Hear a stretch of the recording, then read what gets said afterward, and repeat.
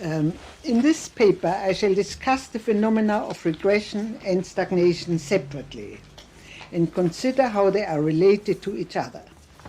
I shall be relatively brief about regression, as it is very familiar to all of us, and a great deal has been written about it in analytic literature. The main part of my paper will deal with the concept of stagnation. To the best of my knowledge, this has not been systematically treated in the literature.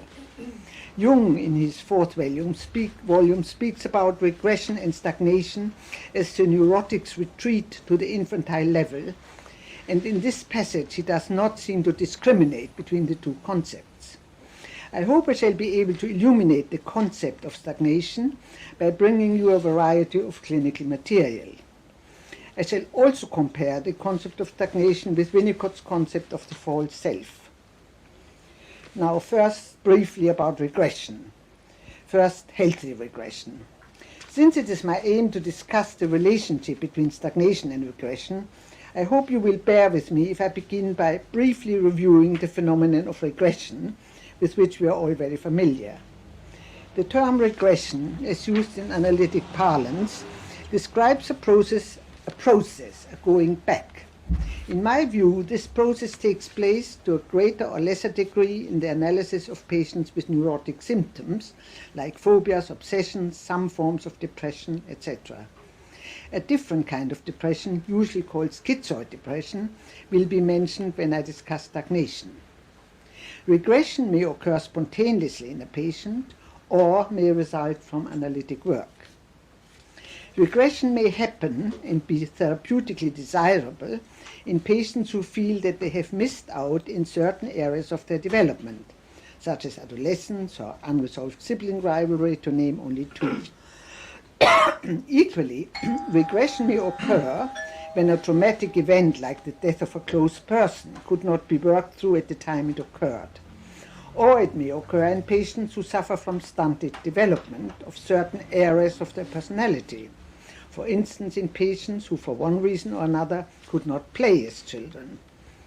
The need to regress seems to me to be frequently due to a defect in the de-integrative, re-integrative processes which occurred at some time in the past. This defect, if not repaired, may seriously impede the process of individuation. As Jung has convincingly shown, neurotic symptoms are frequently attempts, albeit unsuccessful ones, to solve neurotic conflicts. They are a way in which the psyche spontaneously tries to repair damage which it has suffered.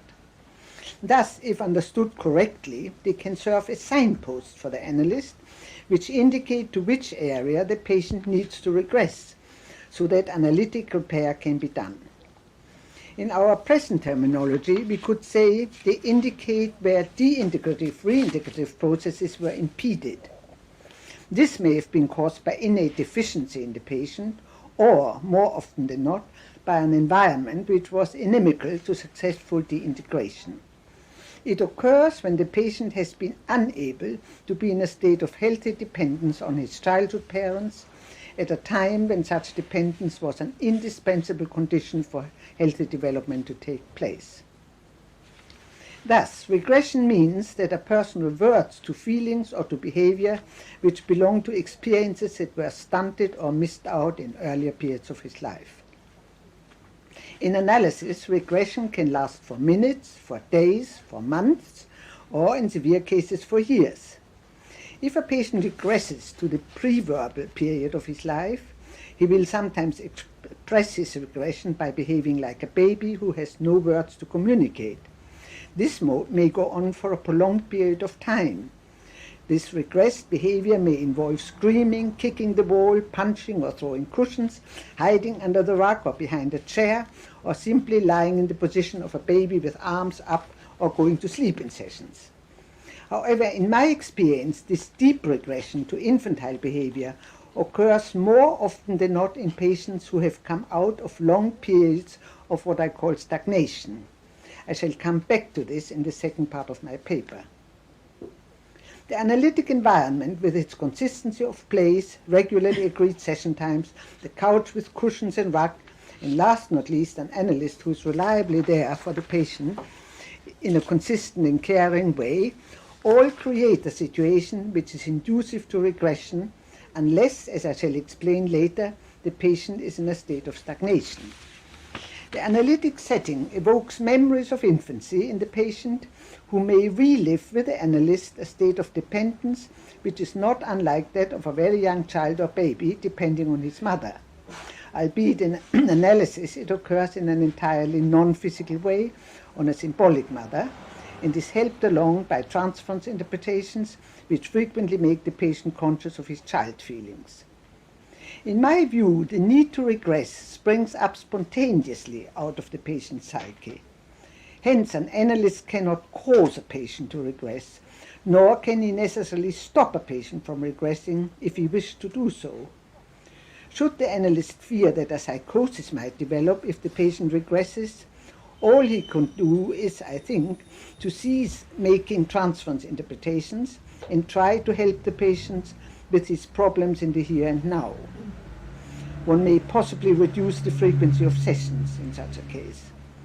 However, regression usually occurs when it is necessary for healing and for further growth. As Jung has pointed out, the psyche, like the body, has an innate tendency to heal injury. I shall not spend much time in giving you examples of healthy regression in the analysis of neurosis, as you will all be very familiar with such situations. For instance, a patient relates to you as if you were his critical or helpless or possessive mother or father, or a sibling who constitutes a threatening rival, etc. I shall just mention one example of regression out of my analytic experience, which was very unusual as it only lasted minutes. A patient, a young man who did the boring job of a postman and felt that he had not at all reached his potential, used to listen patiently to my interpretations and was so passive, compliant, and non-challenging in his responses that I had great difficulties in keeping awake in the sessions. Finally, one day he made contact with his childhood mischievousness and aggression, which had been deeply repressed. He suddenly said, "Now I feel like tipping you out of your chair." "This would not be the end of the world," I replied. He suddenly got up from the couch and turned somersaults across my room. I was delighted and felt that we would soon be able to end the analysis. He agreed to this, and we did. Several years later, I had a grateful letter from him. He was now a businessman, happily married with children, and he felt that his life was fulfilling. Now a word about regression as a form of resistance. So far I've mentioned only benign regression, which takes place in the service of growth. But not every regression, even if benign, is reparative. A patient may use regression as a form of resistance. Jung has pointed out that regression may be a way of avoiding the struggle with adult life. Expressed in Klein terminology, a patient may regress to the paranoid schizoid position to avoid the pain of the depressive position, which brings in its wake guilt, sadness, and need for reparative work. Now a word about malignant regression. It is well known that it is not always possible to help a patient successfully through his regression and eventually bring him back to adulthood. There is such a state as malignant regression, a state of no return, as Balin calls it. You will be familiar with Balin's discussion of this phenomenon in his book, The Basic Fault. In my experience, I have come across malignant regression only in patients suffering from severe personality disorder, and I shall say more about this in the second part of my paper when I discuss stagnation. I shall be interested to know whether any of you have come across malignant regression in cases of neurotic illness. Now I will leave out the history of the concept of regression because I fear it will be too long. I will just say that Freud was rather negative about regression. He called it a minor mechanism of defense, and later he called it a redoubtable form of resistance and a symptom of repetition compulsion, and only very much later in the Dora case he recognized its importance, its positive value. Jung, whereas from the beginning, on the other hand, called it a therapeutic and personality-enhancing period of regression, called it the therapeutic and personality enhancing periods of regression. And he said regression is in the very truth the basic condition for the act of recreation. But of course, later Freudians are all quite different. They've come very near our point of view and also welcome regression. Now I come to stagnation. I come now to the second and main part of my paper, the discussion of the phenomenon of stagnation. This, as I said, will include a number of clinical illustrations, which I hope will give the concept flesh and blood. I should like to describe in which way I see stagnation in its theoretical and clinical aspects as a state and not as a process. Hence, it is very different from the process of regression in neurotic illness, as I discussed in my first part. However, the analytic aim is to enable such patients, after years of painstaking work, eventually to regress to their stagnated baby part. I have met stagnation in patients suffering from schizoid and in particular in patients with narcissistic personality disorder, of which I have made a special study. I shall discuss stagnation under three aspects. One, what I mean by stagnation and how it arises. Two, how stagnation manifests itself clinically in the consulting room and how it can be detected in the transference and countertransference. Also, which archetypes appear most frequently in stagnated patients. Three, how often after years of unsatisfactory attempts at analysis, archetypal images or dreams indicating stagnation may spontaneously emerge from the unconscious. 4, regression in stagnated patients. And 5, how the method of treatment in cases of stagnation differs fundamentally from that of neurosis. I shall, however, not deal with these 5 aspects in a systematic way, as in clinical work they all overlap. By stagnation, I mean a situation in which a patient's development has been severely arrested for a long time. It would appear from my clinical experience that, unbeknown to himself and often unbeknown to the analyst, the patient's development has been seriously impeded because he has a deeply hidden, desperately crippled baby inside him, which for a long time cannot be reached by the patient or the analyst. Such a patient, frequently for a long time, is unable to regress or progress. I have even come across patients who, after years of analytic work, knew about this internal baby intellectually only, but could not reach it emotionally. In stagnated patients, this damaged part is most deceptively covered over by compliant pseudo-adult behavior. The concept of stagnation is related to what Winnicott calls the hidden core of the self, by which he means the true self hidden by the complex false self. You will all be familiar with this. As you know, Winnicott speaks about the hidden self as the true core of the infant, which on account of serious environmental impingement became covered over by a compliant false self. In discussing etiology, I shall once again use Fordham's model of de-integration and reintegration of the primal self.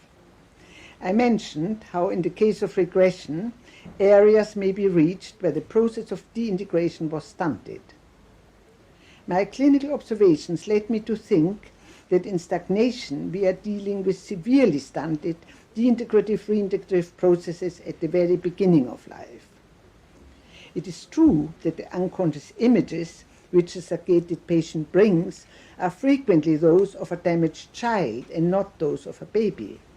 This is, I think, because they are archetypal images, and the archetypal child symbolizes, among other things, the growing capacity in a person and not his actual childhood. We all know that, contrary to Freud's notion of the baby's primary narcissism, Fordham has convincingly shown that the baby's primary self contains an archetypal drive to get into relation with his mother. This drive may already have become active during the uterine period of the baby's life.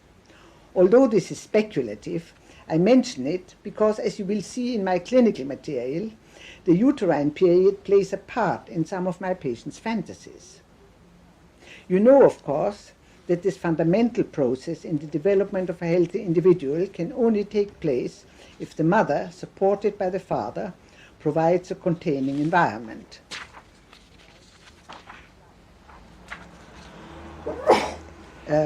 Unless there is a serious innate defect in the baby, in health the good enough fit between the baby and his mother will allow the baby to latch onto the mother and to deintegrate and reintegrate.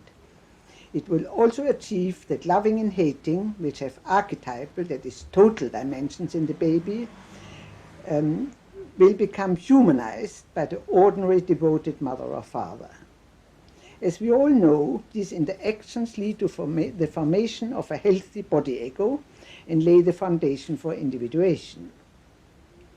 In previous papers, I have discussed my ideas of the etiology of narcissistic personality disorder.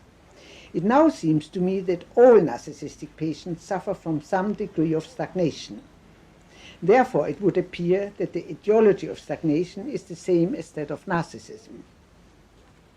Here, Fordham's concept of the defenses of the self is illuminating.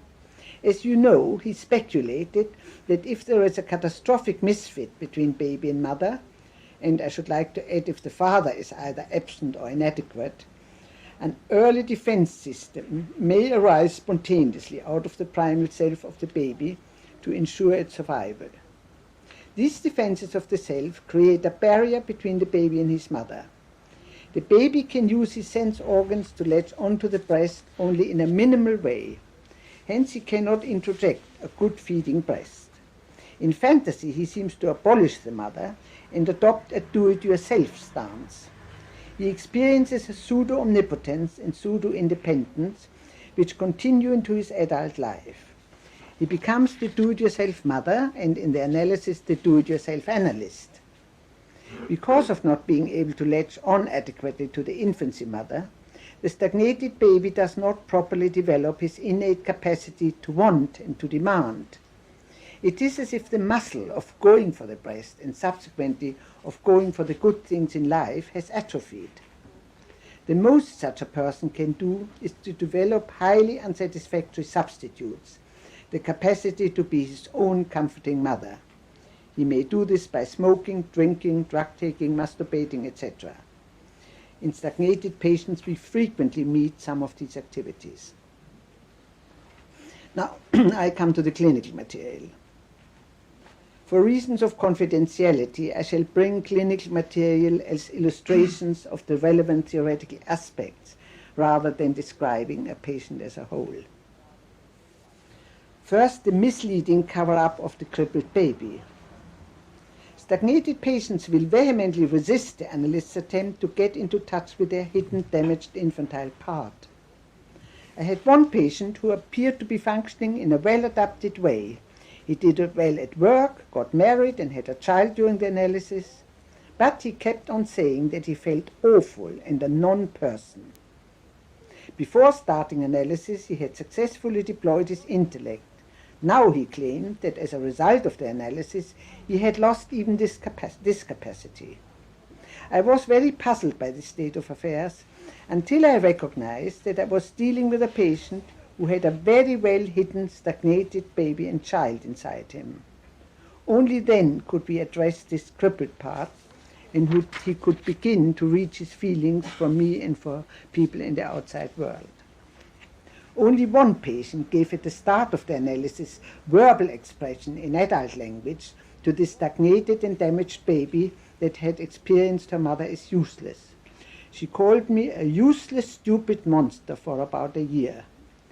As I said, she had not developed the capacity to want, hence she could not want anything from me, and this made her experience me as useless. She needed years of work to regress to her baby part and get in touch with her desperate needs. I will talk about her later on. The second manifestation is the self-made womb. Guntrip, in his book Schizoid Phenomena, Object Relations and the Self, speculates that schizoid patients in extreme withdrawal return in fantasy to their mother's womb. As a variation of this, I found that stagnated patients cocooned themselves in a quasi-self-made womb, because their fantasy memory of their mother's womb was a horrid one. One patient brought me this moving, heart-rending picture of himself imprisoned in his self-created womb.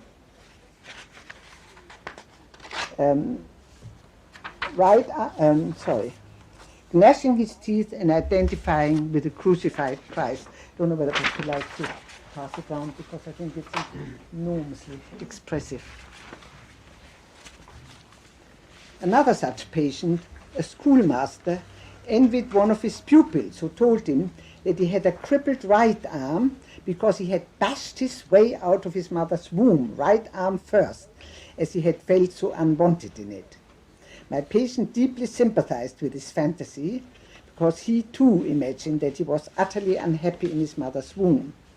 He also surrounded himself with a substitute womb, and he has found it very difficult to use my interpretations except intellectually. Nevertheless, as a result of analytic work, he got rid of intense abdominal cramps from which he had been suffering for years, and he relates better to his pupils and colleagues. Now about depression in stagnated patients. As I mentioned before, stagnated patients suffer from a kind of depression which is different from that of neurotic patients. It manifests itself in a sense of futility, of nothingness, of not existing. It arises out of the patient having in fantasy abolished his mother in infancy, which, as I said, leads to an only minimal capacity of wanting anything from life. This depression does not arise from a sense of guilt, and the person experiences despair in place of sadness. His longing is for the analyst to give him validation, the stamp of approval, or as one patient put it, to be baptized.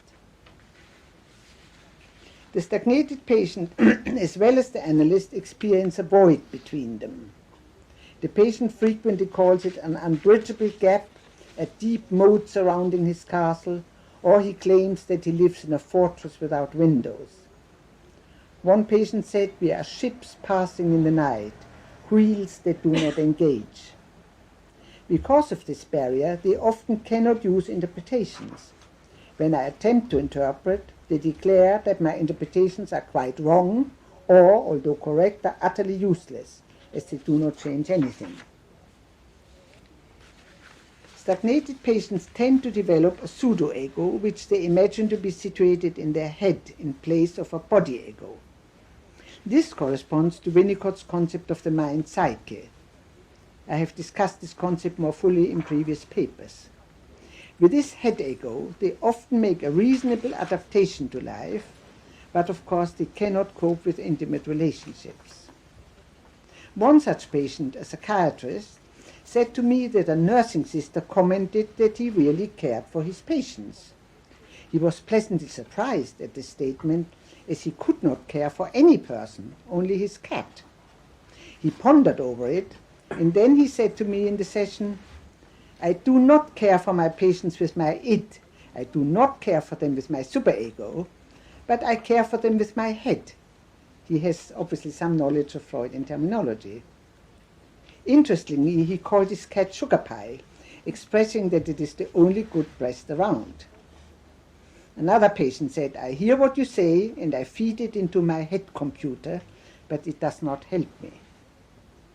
Some patients who lack a healthy body ego in fantasy surround themselves with a hard shell. In extreme cases, they experience themselves as a robot who deals with life in a completely mechanical way. I have discussed this phenomenon in a previous paper.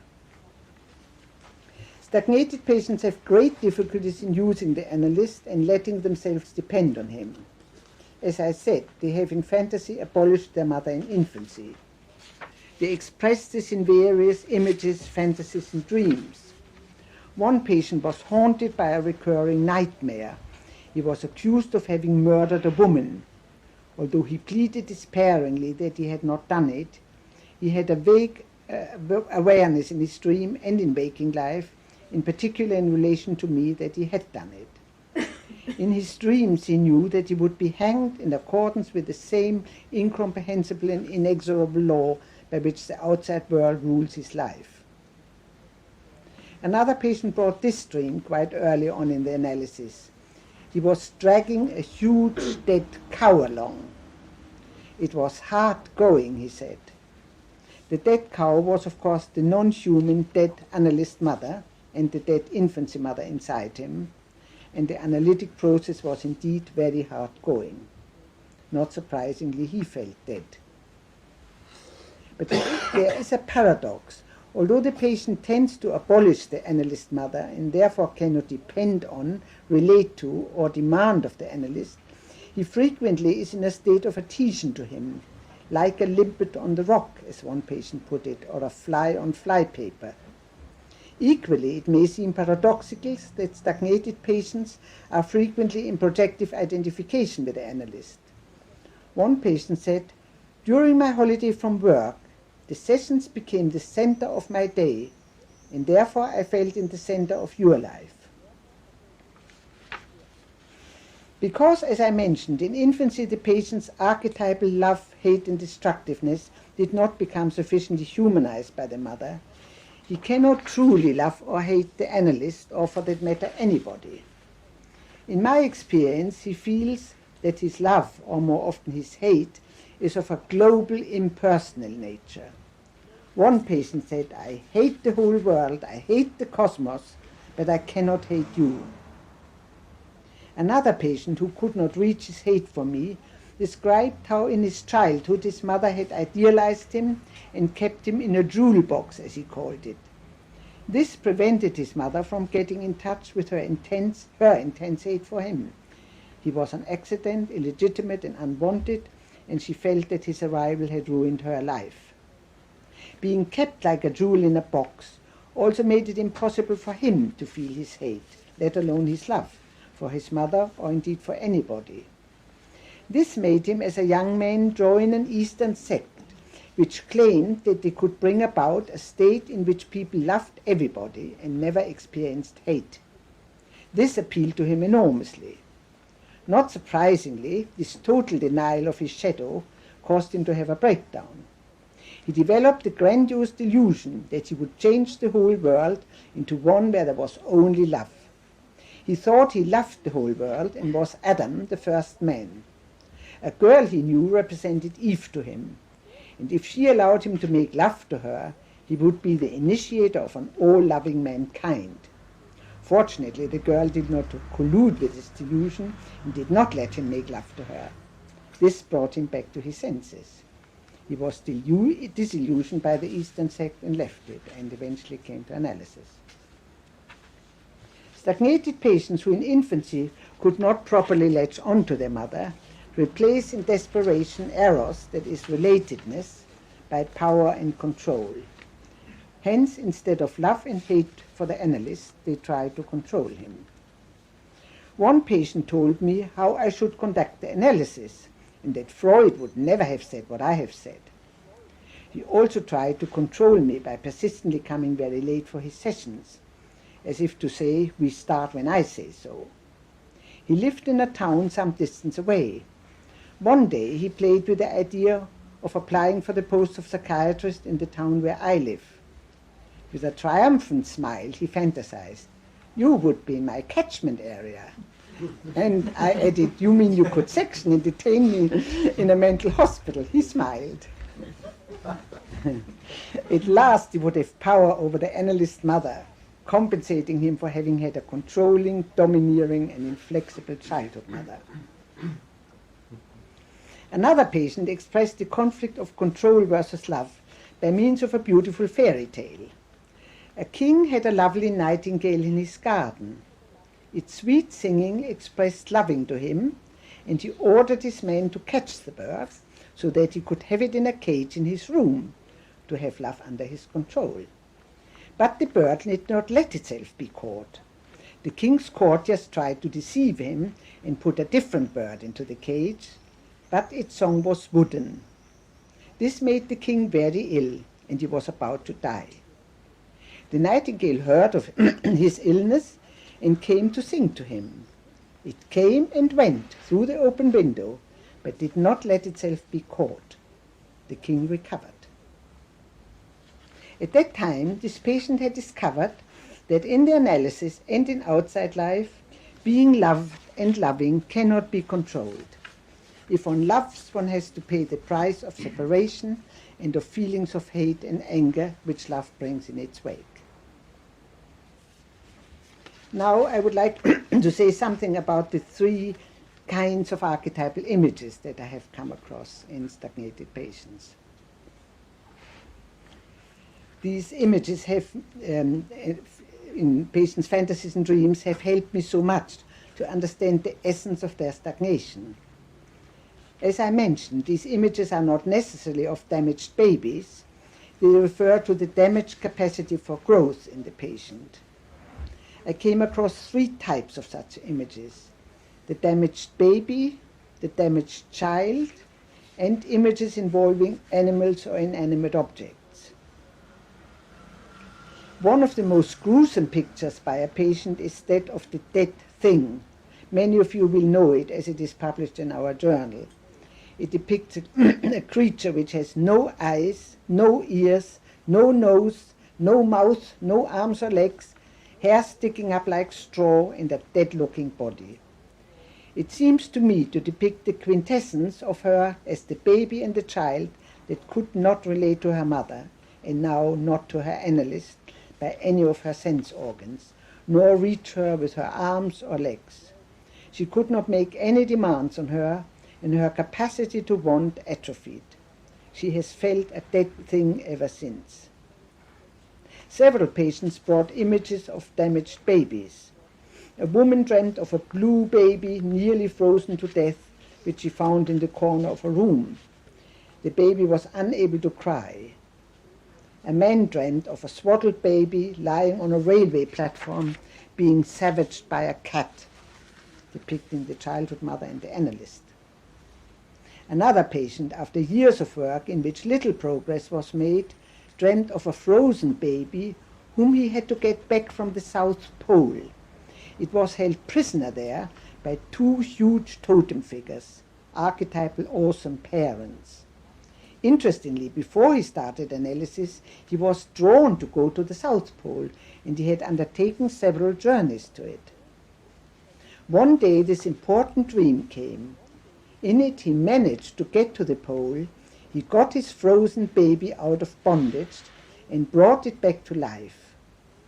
From then on there was progress in the analysis. His frozen feelings began to thaw, and his frozen tears could flow.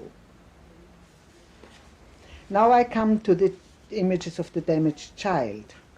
After a few years of somewhat unproductive analytic work, a patient brought me this dream. He was on an island. He had often found himself on an island in previous dreams.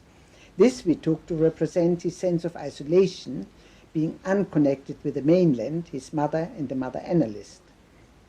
In this dream, for the first time, there was a path from the mainland to the island, and he took this path to get to the island.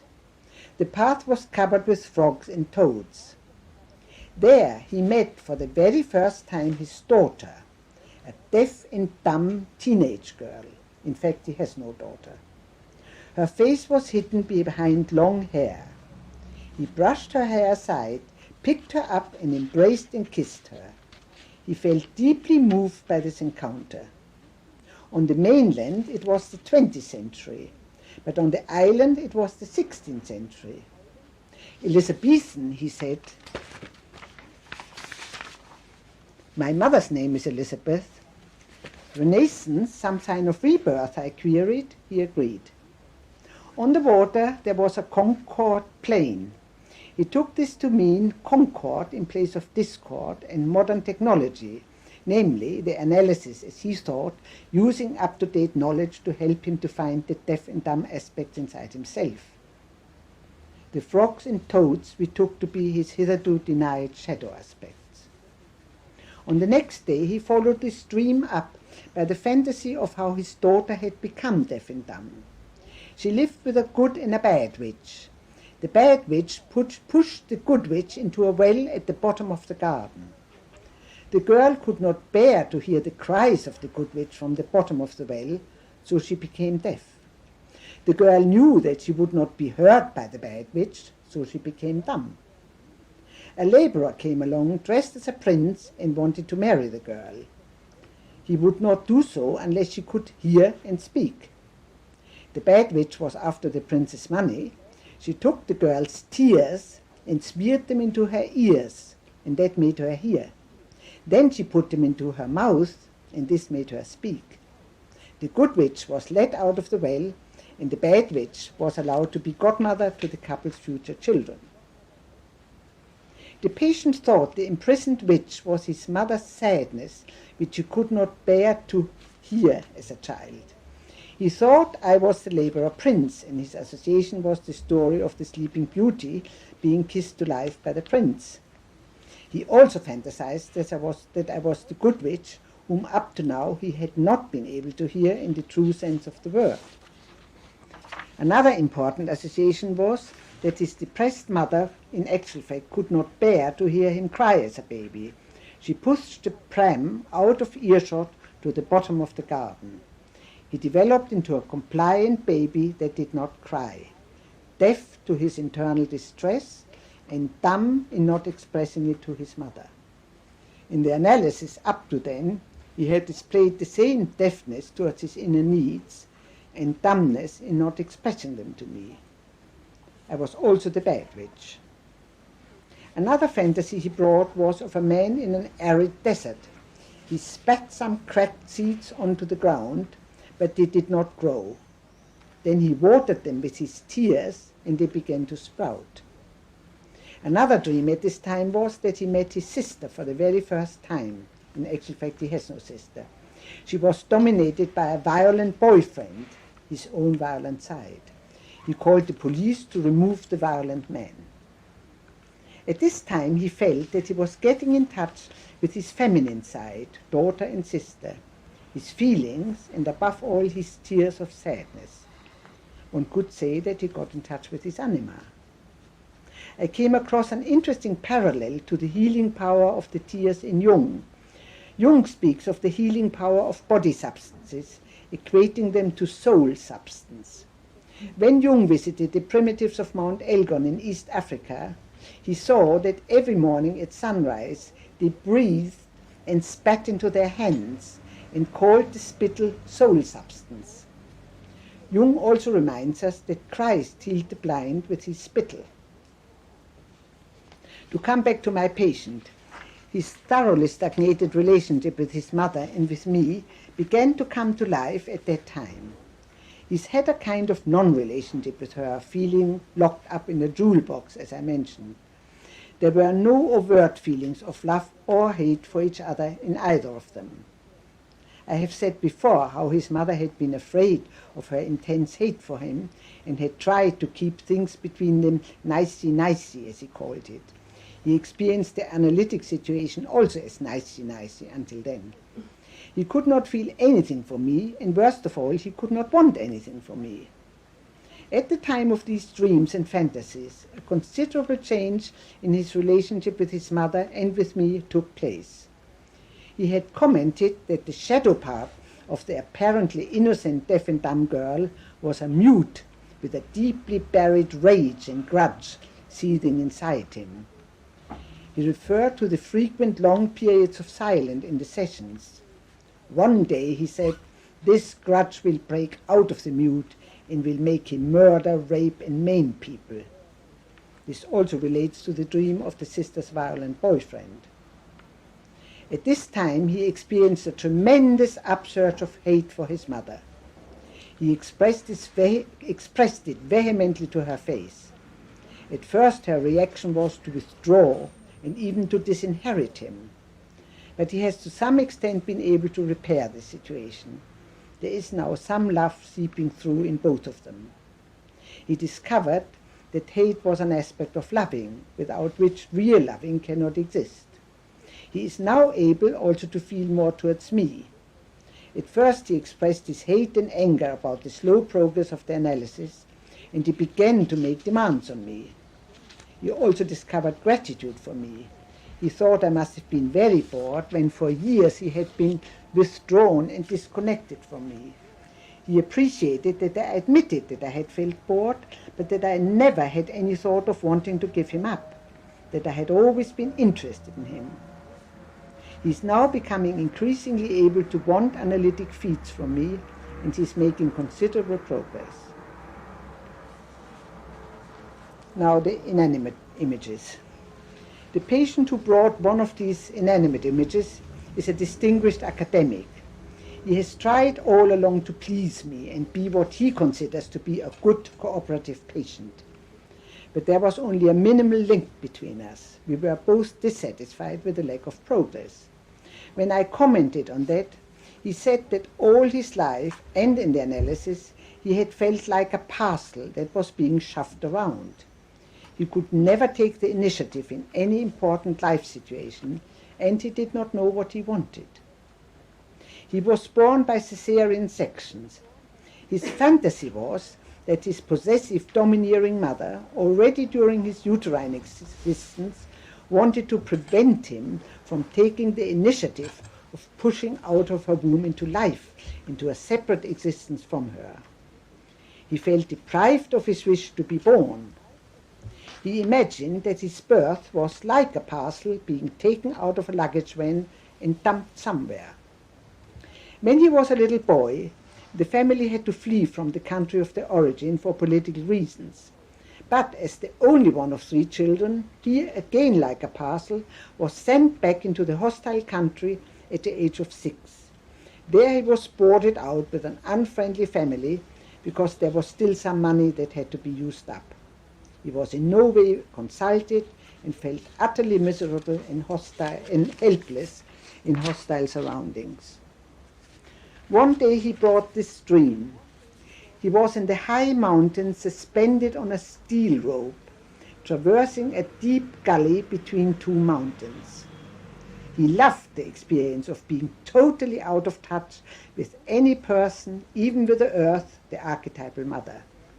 He went on to tell me that his favorite fantasy was skydiving, to be dropped from an aeroplane at great height without opening his parachute, floating down and only opening the parachute at the last moment before he tumbles to earth and crushes to death, or perhaps never opening his parachute, as he felt lured to be killed by the violent impact with a mother, albeit the archetypal one. When he started analysis, he had 1 broken marriage. He says that his first wife was also an unopened parcel, and he was about to break up his second marriage. In both marriages, he had unconsciously brought about a situation where he was allowed less and less initiative and self-determination by his wife. Once again, he felt like a parcel and made no demands. Yet he could not bear these situations. In the transference, he seemed to aim at trying to seduce me into treating him like a parcel. He was subservient, tried to make me give him advice and tell him what to do. But of course I did not collude. Sometimes the stagnated baby is expressed by the image of the dead mother. I have mentioned the dream of the huge dead cow. Another patient had this initial dream at the beginning of the analysis. There was a huge, black, empty hulk of a ship stuck at the bottom of the sea. Nothing could move it. The patient swam around it. He saw a box of face cream floating in the water, the kind his mother used. This box seemed to represent him, non-human, only existing to adorn his mother. He wrote on the box the word Chopin, which for him stood for melancholy and difficulties with women, which he both has. Then he dropped the box to the bottom of the sea. This dream seemed to describe the quintessence of the plight of stagnated patients, a dead, hollow mother and the child being there for her needs. Now something about the image of half-human, half-animal creatures. The third kind of archetypal image indicating stagnated growth can be that of animals expressing the patient's experience of being subhuman, or images of a creature half animal, half child. The patient who had dreamt of the sunken hulk of the ship later on dreamt of a 16-year-old boy urinating. He had a rat in place of a penis. The patient linked the rat penis with excruciating abdominal pain from which he had suffered for many years. He also had recurring dreams of breaking the neck of his caged budgerigar.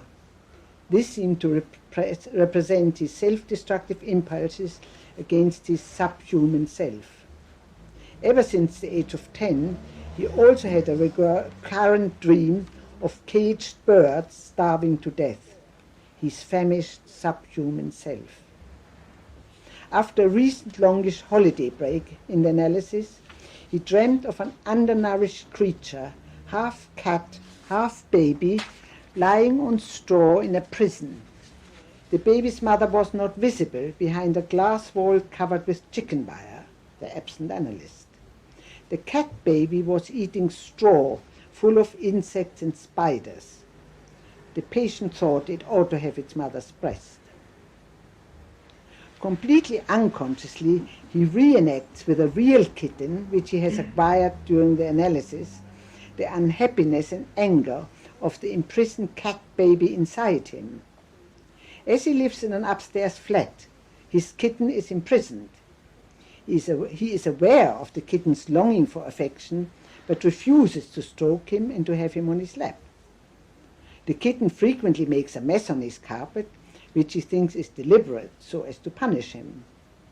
The kitten often disappears for weeks, which greatly worries him, but it always returns. And now finally I want to talk about regression and the relationship between regression and stagnation. I mentioned that the main characteristic of stagnated patients is that they are firmly stuck in their development and can neither regress nor progress, as the damage to their growth seems to have occurred at the beginning of life and is deeply hidden under layers of a pseudo-adult. It often requires many years of painstaking work to enable the patient to reach this baby and release the archetypal capacity of wanting, loving, and hating. In my experience, if one succeeds, and this is not always the case, the regression is in serious cases a very deep and long-lasting one. There is always a danger that it will become a malignant one, a place of no return, as Barlin calls it. One example of such a regression in the patient who drew the dead thing was mentioned in my previous paper on narcissistic disorder. I will recall it. For many years I had to be her devoted, empathic infancy mother, as much as this is possible for an analyst. We finally reached her damaged baby. By then she had gradually discarded her pseudo-ego, her lily-white robot as she called it, which had caused her to be mechanically good and adjusted without feeling or relating. This had plunged her into the hitherto totally denied Dionysian, demonic part of her nature. Also, she experienced an upsurge of infantile needs. She insisted in a totally irrational way that I should be her actual infancy mother who would gratify these needs. She experienced colossal rages when I did not do that. I tried to do analytic work now to help her out of this regression, but she could not endure this disillusionment. Carol Savitz puts it so well in her paper Healing and Wounding, published in our journal. She says, at such a time, the healing place, the analytic setting, becomes the place of injury. All this sadly led my patient to become seriously addicted to alcohol. Under the influence of alcohol, she made 3 serious suicide attempts. She had to be hospitalized several times. I visited her on each occasion. I found myself unable to help her to wean her from alcohol abuse by analytic means. She did, however, trust me enough to follow my urgent request to enter a residential drying out unit. During her stay there, which lasted for several months, she was not allowed to see me. This was very hard for her, but she cooperated and became dry. The only encouraging feature of this sad episode was that she stated she had only been able to make use of the alcohol unit because during years of analysis she had grown to understand her infantile needs and she had me inside her. It was most important for her to know that I was willing to take her back into therapy when she returned, against the advice of the psychiatrist at the alcohol unit. When she came back, I saw her only once a week, so as to prevent a return to her enormous dependence on me. This made her very angry, although with her head she could understand my reasons.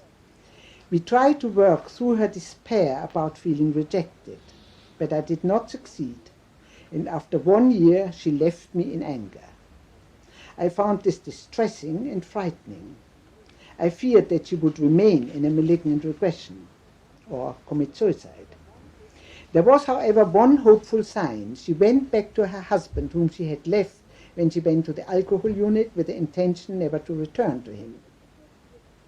I did not hear from her for some years and felt considerable anxiety about her well-being. Finally, to my great relief, a Christmas card came from her. She wrote, "I am very well and should like to wish you well, good health, success and happiness.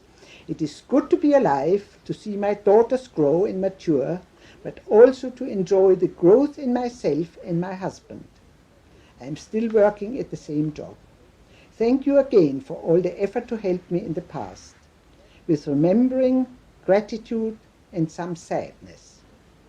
This message indicated to me that in the years following the analysis, she had come out of her regression. Her phrase, gratitude and sadness, I thought showed that she had been able to reconcile her love and hate for me. One could say that the transcendent function had become active in her. Love and hate for me and for her husband had become reconciled. She had become able to symbolize. Out of her injury, further growth had sprung. I saw her recently at her request for a short spell of post-analytic work. She said, "You have helped me to become an alcoholic, and you have helped me to overcome alcoholism." I asked her what she meant. She said she meant that I had helped her to get in touch with the hitherto unlived part of her nature and with her colossal needs which I could not meet, but having me inside her, had enabled her to conquer those needs. She could give up alcoholism. I was impressed how much growth had taken place since the ending of the analysis. Now, a brief word about treatment of stagnated patients. I come to my last session, how to treat the stagnated patient section. This I learned from my patients by years of experience, and I am very grateful to them. As I said, stagnation occurs when in infancy and/or childhood deintegrative and reintegrative processes could take place only to a minimal degree. Hence, it is the most important function of the analyst to create conditions where the patient can feel safe, understood and contained, so that he can regress to his stagnated part and can discover what he wants from life.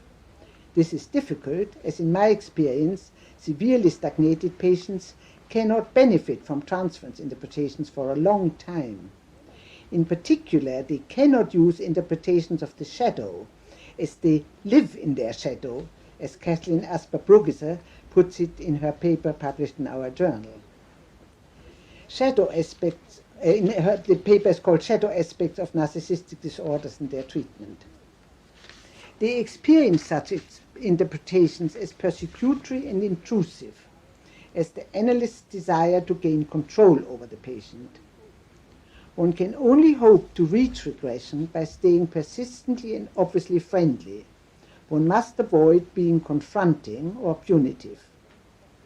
When images of the stagnated part of the personality appear, I find it is useful to point out to the patient that he seems to be getting nearer to the damaged baby which needs help. This, in my experience, gives the patient hope. Even when regressed, some of these patients seem to be unable to use interpretations for quite some time. But as they come out of their stagnation and their ability to demand develops, it seems possible eventually to do proper interpretative work. One such patient who now, after 3 years, has reached his baby feelings, said to me with concern and insight, "I know that I demand a delicate balancing act from you. I want you to understand and give back to me what I feel in every session with only a drop of interpretation in it. This makes me feel held. But I cannot bear analytic interpretations with only a drop of mirroring in them." This patient is beginning to make demands on me and make progress. It is difficult to help a patient not to remain regressed for too long, not to become irreversibly flooded by infantile demands and by hitherto denied parts of his nature. There is also the danger that the patient becomes overwhelmed by disillusionment, as I described. In other words, it is difficult to prevent a malignant regression. I think the countertransference is here very important. The analyst must endure to be made to feel stupid, futile, helpless, without bearing the patient a grudge. The analyst must beware of acting out any retaliatory feelings which will inevitably arise in him from time to time as residues of his own narcissism become activated. Also, he must put up with boredom, which may arise when the patient feels dead and cannot use the analyst. The analyst must empathically recognize the patient's infantile demands and not feel guilty that he cannot satisfy them. He must endure having to give the patient pain and suffering.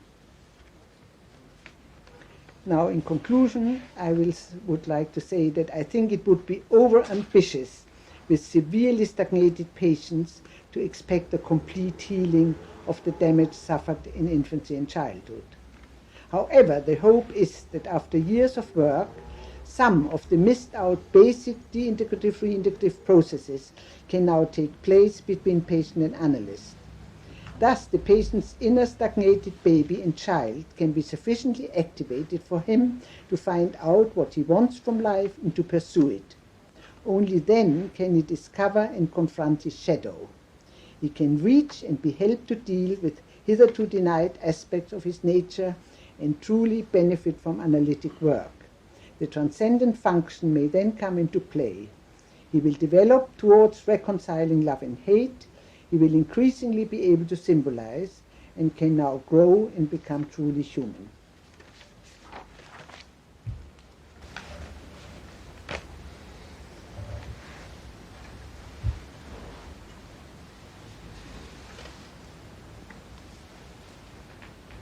Thank you very much for the concept of stagnation, which is absolutely essential, and I have benefited considerably from your formulation. Lots of material for my patients could benefit from this clear formulation. One, incidentally, I couldn't help remembering the first paper that you gave many years ago when you had just become an associate professional member, and I was sitting there as the chairman of the analytic group, and you haven't quite stagnated. No. This I only really understood as I went along. It is a more recent understanding of mine. I go along with everything that you said, and thank you. But I want to ask one further question. Sometimes I had wondered with some of my patients when they had stayed on in one position for a long time, whether, along with all that you said, in some cases it was a question of similar to the plateau period in learning theory. Sorry, the what period? Plateau. Plateau, yes. Between months. Yes. Whether a certain time was required for coordination of the regression that had already taken place before they could go on further. I just want to see whether you have any comments on that. Yes, well, if they are already on a plateau, then they have already moved. I mean, the terrible thing is that for a long time they are not even on a plateau. They seem so dead and silent and not moving. It's very often with severely stagnated patients, very often a very long sterile period. Once they get on a plateau, we are very happy, and as you say, we are happy to stay for a time on the plateau until they can move on from there. But this is already, of course, a big step forward.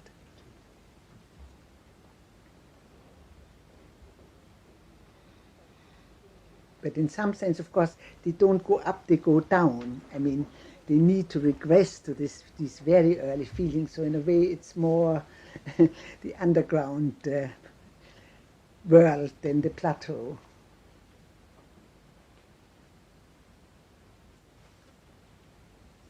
Yes, I was wondering about the concept of stagnation in terms of the countertransference, because it seems to me that whilst it's an interestingly negative variety, there is nevertheless a variety in the countertransference, which suggests something of a variety in this stagnated state. So it suggests some variety, you say? Yes. That you didn't have a countertransference that was only of a particular kind. Well, the main theme, unfortunately, was always the same, and that was that they found me pretty useless, that they found the analysis pretty useless, Yes. and that they felt nothing really is happening. I think that is a strand that goes through all fairly severely stagnated patients. Some patients, of course, have only an area of stagnation, and a little bit happens, and then again they feel it's useless, and so on, go up and down. But the very stagnated patients, I fear the countertransference is fairly uniform. One feels rather helpless and futile and useless. But of course, understanding more this concept, which I have learned over the years, makes me less desperate about this, because I have an idea what it's all about, and I have more hope, because I have experienced with some patients how this can change and how one can get moving. Yes, it was just that when you were talking about the countertransference, you, in addition to the feeling useless, there was also boredom and anger. Yes, yes. Which suggests some movement. Some movement in the analyst, you mean, or in the patient? In the pair. In the analytic In the pair. pair. Yes, but don't you think anger happens when nothing happens? I mean, one gets angry if one is stuck. I mean, if one feels one doesn't know what to do. Rushi, I don't know. I'm only commenting that Yes. there did seem to be some coloration. That's all. Yes, well, certainly there's anger, which, as I say, one has to try and handle and not let out at the patient, otherwise everything's lost. I mean, with this first patient that was many, many years ago, this one with the dead thing in the alcoholism, I didn't understand this. You see, and I sometimes made somewhat angry shadow interpretations, and she was off. And she didn't come for a week, you see, and I was terrified. I thought I've lost her, and she's now going to commit suicide, you see. So I learned by bitter experience that it won't do. One must very much manage one's anger and not make shadow interpretations, and be patient and wait until the patient gets to a state where he reaches this stagnated part, and then one can interpret. Could the variety in the transference countertransference be because of the different kinds of stagnations that you mentioned, those which are result in sense of futility, and those in some other Well, symptom? yes, I'm not sure what you mean by variety. I mean, if you feel stuck and stagnated, I mean, if you feel the patient is moved, of course you are angry. I mean, you can't help feeling angry, only you mustn't let it out. I mean, I think one always feels angry somewhere inside oneself when nothing happens. When there's a deadness and long pauses and long dead stretches. Is it possible, Rushi, that different affective experiences in countertransference is related to different varieties of stagnation? Is it possible there are different qualities of stagnation? Like what, for I instance? don't know. What do- yes. Why should we have wondering. so many different types of experiences in countertransference? Is it reflecting on some different I don't know, I'm just putting it Yes, together. I know. I perhaps have given you the wrong impression. I don't think the countertransference is so different. Yeah. One feels useless, futile, helpless, angry. All this makes one angry, frustrated. So I think it's more or less the same picture Is with it? all these stagnated patients.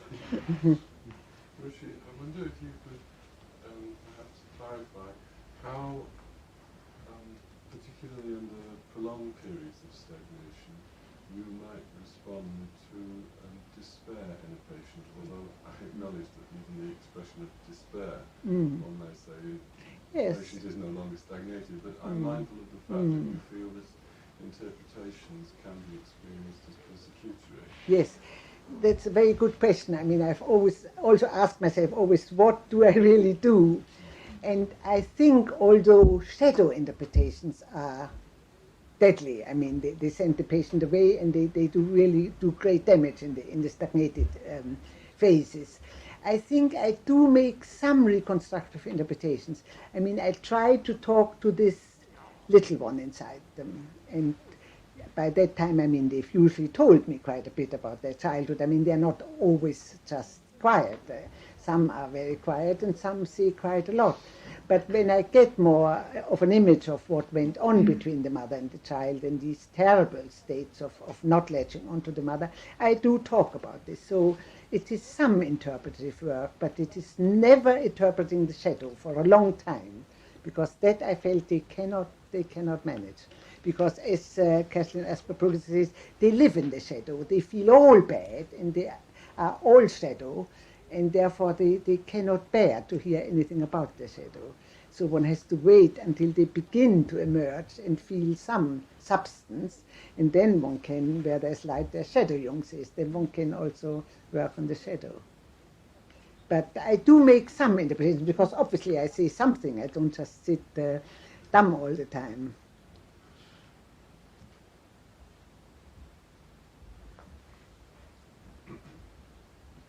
Living the shadow, then there's all the usual things that we associate as opposite the shadow in the unconscious. And isn't that where the interpretation goes, or does it? Or don't you even get You mean the good things, the positive things are in the unconscious? Yes, yes, that's right. And sometimes one can point this out. Yes, yes, it is a good point. Yes. Yes, one can, for instance, say you feel all bad because somewhere deep down you know your goodness and you can't live it at the moment, but you do know about goodness. Or if they think I'm all good, I mean, there are sometimes these idealizing transferences, then I say you can only think these good things or feel these good things about me because you have got this inside yourself. So I think that is very important, that one helps them to see the other side, the unconscious counterpart to their very negativistic attitude towards themselves. And that doesn't scare them away either. It doesn't send them away. It doesn't. No. Well, I'm thinking about whether that gives rise to a flurry of destructiveness and where the envy is in that, or if you feel that's not relevant. No, but don't you think if one shows them their own goodness, they are less envious? No, Barry's got ideas about people that envy these things about themselves. Am I right about that? I did. Sorry? I did. You changed your mind on it. That they envy their own good Stagnated, that's all. What do we call it? So Bernhard has touched on the important point of actually keeping them in Yes. the analysis while they're stagnating, while they're feeling they're so useless, while you're feeling they're so useless. I think it's so important to hold on to that hope oneself, because I mean, my feeling is they're going to leave. Well, strangely enough, none of them has left me. I don't think any stagnated patient has ever left me, because somewhere, of course, they desperately want help out of this morass. And except, as I said, when I made shadow interpretations and they fled, they always came back. And none of them has left me. So one has to try, as you said, Bernhard said, one has certainly to try and get in touch with their good parts. That is very important. And I mean, when you also talk about the integration, de-integration bits, it's really, I suppose, another way of the ego-self relationship, which they cannot get in touch with the self part. Well, they haven't got a proper ego. You see, they have got that sort of ego construct, the pseudo-ego, with which they get on in life in a very superficial way, but they haven't got a healthy body ego that's based on instinct. I mean, as you know, the body ego develops by latching on to the mother and loving and hating the mother and feeling held and feeling one has an outline and a body. And that's how the ego develops in the integration. But these people haven't developed a proper ego. They have this head ego, this computer ego. I mean, in extreme cases, of course, there are lots of degrees, and some people have quite a bit of ego. I mean, I'm really talked about the extreme to highlight this concept of stagnation, but not everybody is as extreme as some of them. I've only had 2 really extreme cases. One I talk about, and one even before I started training as an analyst. I worked in a hospital, and she was also totally stagnated, but when I started working with her, she became wild. This Dionysian part started breaking out, and the nurses were furious with me, said she was such a good patient, and now you've ruined her. She smashes a window every day. So we went through terrible traumatic. I wrote her up for the Festschrift. Some of you might have know the case for Fordham's Festschrift. And I mean, that was another case, but she very soon came out of the stagnation, and all the rages and the wild demonic part of her nature broke out. I'm thinking about what Vernon was saying, because I had been thinking that you're very emphatic about not analysing the shadow aspects until such time as the patient makes it very clear they're ready.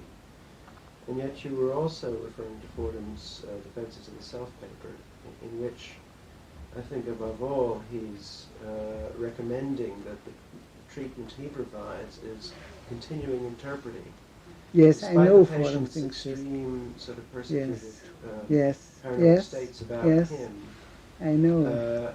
And yet he brings out more or less that he thinks the patients don't want him to stop interpreting, because they would then, I guess, feel that they've killed him and whatnot, and killed the analytic function.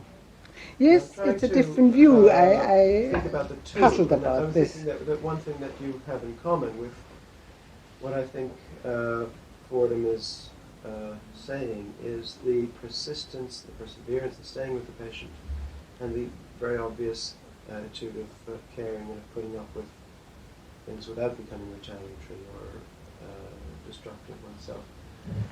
On the other hand, I wonder whether, because there is obviously so much envy and so much sort of sadomasochistic being addicted to a bad object, keeping you that way. Whether those of us who might be slightly more confronting or interpretive the shadow, whether there isn't something we do in common of sort of trying to talk to the baby at the same time, I mean, to try to integrate what the hurt is along with what the pathological defenses are to the hurt. Do you feel you do this, or do you? Yes, I mean, I might talk about the raging baby or the despairing baby, that sort of thing. I mean, but I'm very careful about the shadow in the transference until such time when I feel they can take it. But I mean, maybe Fordham manages to do it sooner. It's, I mean, it's interesting that they're different ways. If you're taking that dream of the Hulk, the dead Hulk, Mm. something like Yes. this, and how would you deal with material like that, and especially as it reflects the transference? Well, that I would say that he, yes. How would you deal with that without making some sort of reference to the mother being killed off or you're being killed off? Yes, I think that I did say to him that this is the dead mother and the dead me, and but I don't. I mean, would you say that's a shadow interpretation? Well, that's what I was wondering. Yes, well, perhaps it's difficult to draw a line. Maybe you're right. I mean, perhaps one can't draw a line. I mean, in a way, of course, if one kills one's mother, it's a shadow aspect. But well, what do I not say? I mean, I'm just trying to think what made her run away. I think when I talked about her hate for me and her envy of me, that made her run away. Presumably the way you said it as well. Possibly there was some anger in it, some sharpness in it. Yes, it's very important, the voice, and to say it in a very non-attacking way. And I think if one talks about the baby in him having killed the mother and therefore killing me off, that is less terrifying than saying, you really want to kill me, which I may say to an other patient who is not so ill, and easily say, and well, all right, and he responds to it, and one can work with it. So it's, I think, I address myself much more to the baby than to the adult. But, I mean, I talk to the adult, but I say, the baby inside you. Right. Thank you. Clarifying. Can I ask you about the hatred interpretation, though? Were you deriving that from some material or from the countertransference? Sorry, which? The hatred. Hatred. Were you deriving that from your own experience or from something extra, something the patient? Yes, yes. I mean, I feel their hate. You know, like the mute, the man who was quiet. I felt there's some hate seething underneath the surface. But were you feeling hatred towards him? Also sometimes, yes. Because I'm wondering if one interprets that's how one picks that's it the up. busted container, isn't it? Is that what scares people away? If, sorry? The container breaks if one interprets that. The hatred doesn't hold on to the hatred. How do you visualize the container breaks? I mean, the By container should not break. interpretation, by interpreting the hatred, it's You like mean the patient may feel that you're not containing the hatred because you're talking about well, it. you don't let him know that you have hate, do you? I mean, I think it's terribly important that the patient feels the container doesn't break. That would be catastrophic. I mean, you have your own hate that helps you to understand what's going on in the patient, but you don't communicate this to the patient. Yes, I was thinking about your comment that you said that when you interpreted hate, this woman left for some time or something. And I'm wondering if that is what... Sorry, is when what it I means. interpret hate, then I thought that's what you just said. not my hate. No. Yes, well, if I interpret the hatred of the the patient. hatred of the baby, you But see, I that's talk the same really thing, about the isn't it? baby. Isn't that the same thing? It's my hate. My experience of hatred in the countertransference has some correspondence to the patient's hatred of me, is it not? Yes. But why do you think the container breaks if the patient knows that his baby hates me like he hated his infancy mother? You see, later on I can say to him, you hate me, I mean, full stop. But at the early stage I refer to the little one inside him. But in this primary process sort of thinking, though, who hates who is rather all the same, isn't it? And so to talk about hatred at all is maybe experienced as the container being broken. Just why? Why? I'm not sure why you don't understand why you think the container is broken. If you say your internal baby hates me like you hated your mother because you find me useless, I mean, if he feels you accept this hate and you don't turn hateful and you don't turn angry, then I don't think the container is broken. But what makes you think the container is broken then? Do you mean that the rest of the interpretation is, and you're afraid I will stop seeing you? Well, one might even say that, but that is to reassure him that the Say something container... about the fear of breaking down the container.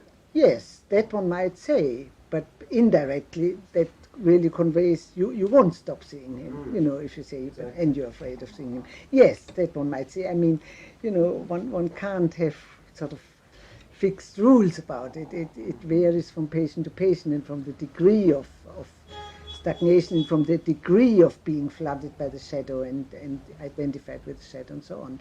Some are not quite so bad, and then you can see these things much earlier. Earlier on, someone mentioned despair and hopelessness, Yes. which seemed to me to be the more difficult thing to contain and to find the first. It is difficult. I mean, one When cannot anger help. and hatred. Yes, one cannot help sometimes feeling despair. I mean, I remember arriving my analysis. It was early on. I had this very sick patient, and I just burst out crying and said, I can't bear it anymore. I'm desperate. I don't get anywhere. This woman will kill herself. And so, I mean, it's certainly one feels it very, very strongly at times. But the more one has worked with these patients and the more one has experienced that very often there is a way out, the more bearable the despair is. One sees it more, well, this is the bad time we are in, but there may be better times ahead. I mean, touch wood, nobody's ever killed himself.